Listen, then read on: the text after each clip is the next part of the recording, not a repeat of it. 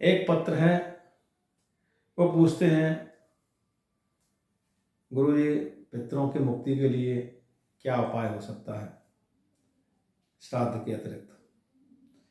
भाई देखिए, पितरों की मुक्ति हेतु हम कई उपाय इस वीडियो में बताने जा रहे हैं।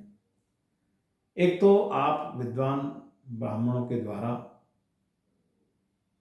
भागवत का मूल पाठ अगर आप कराते हैं, उसका अनुष्ठान कराते हैं, तो ये बहुत अच्छी बात है। इससे पितरों की मुक्ति होती है। और अगर पितृ प्रेत योनि में भी चले गए हैं तो उनकी भी मुक्ति होती है। इसके अलावा पितृपक्ष में लगातार 7 दिनों तक अगर आप भागवत के 5 अध्यायों का, प्रथम 5 अध्यायों का आप पाठ करवाते हैं, उनका अनुष्ठान करवाते हैं, ये भी पितरों की मुक्ति के लिए बहुत अच्छा उपाय है। इससे भी पितरों की मुक्ति होती है।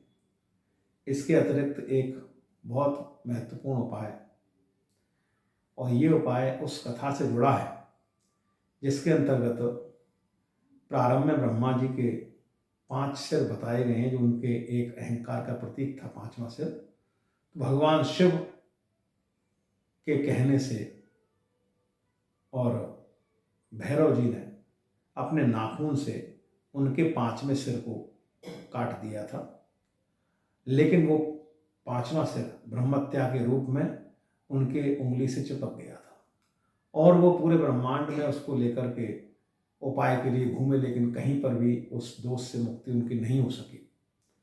तो अंततः वे भगवान शिव के परामर्श पर बद्रिकाश्रम के ब्रह्म कपाल नामक स्थान पर, जो कि अलकनंदा नदी के तट पर है, वहाँ गए और वहाँ उनको इस दोष से, ब्रह्मत्या के दोष से मुक्ति प्राप्त हुई।